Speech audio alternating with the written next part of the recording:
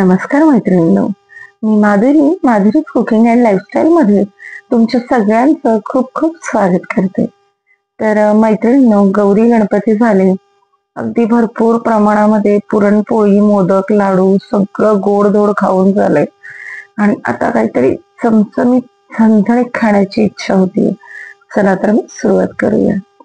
सर्वात आधी लसणाची कांडी, त्याच्यानंतर एक कांदा घ्यायचा, त्याला 4 चिरा देऊन घ्यायच्या आहेत. जसं आपण भरलं वांग करताना करतो अगदी तसंच. छोटासा खोबऱ्याचा तुकडा घ्यायचा आहे आणि हे असं गॅसवर मस्तपैकी भाजून घ्यायचं आहे. कांदा भाजायला वेळ लागेल, खोबरं आणि लसूण लगेच भाजलं जाईल, त्याला लगेच काढून घ्यायचं आहे आणि नंतर कांदा व्यवस्थित भाजून घ्यायचा आहे. तुम्ही डिरेक्टली गॅसवर ठेवून देखील कांदा भाजून घेऊ शकता.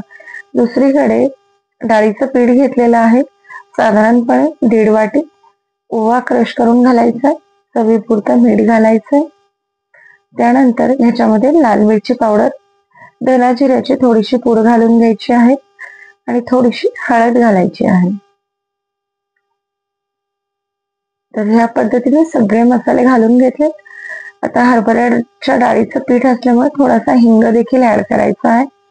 त्याच्यानंतर साधारणपणे 1 पळी तेल घालून घ्यायचं आहे आणि नंतर हे सगळं साहित्य एकत्र करून व्यवस्थित घ्यायचं आहे. तर आपण काय बनवणार आहोत हे तर मी सांगायचं विसरूनच गेले. आता बारीक चिरलेली कोथिंबीर घालायची, परत एकदा सगळं मिक्स करायचं. थोडं थोडं पाणी घालून याचा घट्ट गोळा मळून घ्यायचा आहे. तर आज आपण अगदी झणझणीत अशी गोळ्याची आमटी बनवणार आहोत आणि ही आमटी रेग्युलर नाही तर थोडीशी वेगळ्या स्टाईलने आज आपण बनवून घेणार आहोत. तर ह्या पद्धतीने हा गोळा छान घट्ट मळायचा. पाणी अगदी थोडं थोडं घालायचं, नाहीतर काय होईल, हा जो गोळा आहे तो पातळ होईल. थोडस तेल टाकून गोळा छान मऊ करून घ्यायचा आहे ह्या पद्धतीने. तर अतिशय मस्त आणि झणझणीत रेसिपी आहे, खायला तर एकदम भन्नाट लागते. आणि आता याचा गोळा झाल्याच्या नंतर साधारणपणे एक 10 मिनिटभर याला रेस्ट करायला ठेवायचं आहे. 10 मिनिट झालेले आहेत. हाताला थोडस तेल लावून घ्यायचं, जेणेकरून हे बेसन पीठ आपल्या हाताला चिटकणार नाही. आणि ह्या पद्धतीने त्याचे छोटे छोटे गोळे करून घ्यायचे आहेत. अगदी छोटे करायचे आहेत. तुम्ही बघू शकता ह्या आकारामध्ये मी हे गोळे बनवून घेतलेले आहेत. तर तुम्ही देखील गोळ्याची आमटी बनवता की नाही, कुठल्या पद्धतीने बनवता, की मी ज्या पद्धतीने बनवली आहे त्याच पद्धतीने बनवता, मला कमेंट करून सांगायला विसरू नका. तर ह्या पद्धतीने सगळे असे गोळे बनवून घ्यायचे आहेत. तर सगळे गोळे मी बनवून घेतलेत. आता काय करायचं, कढईमध्ये तेल गरम करण्यासाठी ठेवायचं.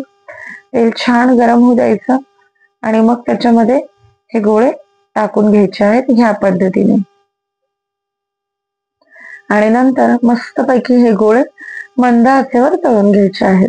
गॅसची फ्लेम अजिबात मोठी करायची नाहीये, नाहीतर काय होईल, गोळे वरून वरून तळल्या जातील आणि आतून पूर्ण कच्चे राहतील. त्यामुळे मंद आचेवर हे गोळे आपण तळून घेणार आहोत. तुम्ही बघू शकता तेल छान गरम झालंय आणि याला असं अधूनमधून थोडस हलवत राहायचंय, जेणेकरून हे गोळे करपणार नाही किंवा एकाच साईडने तर दुसऱ्या साईडने अजिबात कच्चे वगैरे राहणार नाही. तर तुम्ही बघू शकता याचा कलर बऱ्यापैकी चेंज झालेला आहे. अजून आपण 1 मिनिटभर याला तळून घेणार आहोत आणि त्यानंतर काढून घेणार आहोत. तर दिसायला देखील एकदम सुंदर दिसतात आणि खायला तर ही गोळ्याची आमटी एकदम मस्त लागते. तुम्ही पोळी, भाकरी, भात अगदी कशासोबतही खाऊ शकता. तर हे आता तळलेले जे गोळे आहेत हे असे निथळून घ्यायचे, म्हणजे ह्यातलं जे एक्स्ट्राचं तेल आहे ते निघून जाईल. आता ह्याच पद्धतीने मी बाकीचे गोळे देखील तळून घेतलेले आहेत आणि आता आपण ह्याची आमटी बनवायला सुरुवात करणार आहोत. तर 2 लॉटमध्ये हे गोळे मी तळून घेतलेत. आता आमटीसाठी काय करायचं, सर्वात आधी हे जे खोबरं, लसूण आणि कांदा हे सगळं व्यवस्थित मिक्सरच्या जारमध्ये घालून घ्यायचं. बारीक चिरलेली कोथिंबीर घालायची, थोडस जिरं घालायचं आणि 1 इंच अद्रकाचा तुकडा. आता ह्याचं मस्तपैकी वाटण करून घ्यायचं आहे.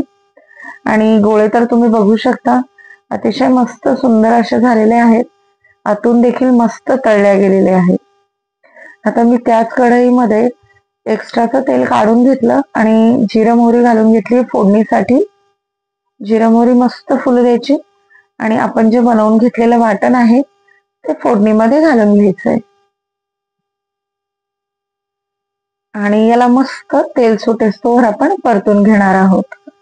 तर घरामध्ये आहे त्या साहित्यामध्ये अतिशय झटपट होणारी रेसिपी आहे आणि तेल सुटेस्तोवर परतून घेताना आता काही मसाले ऍड करूयात.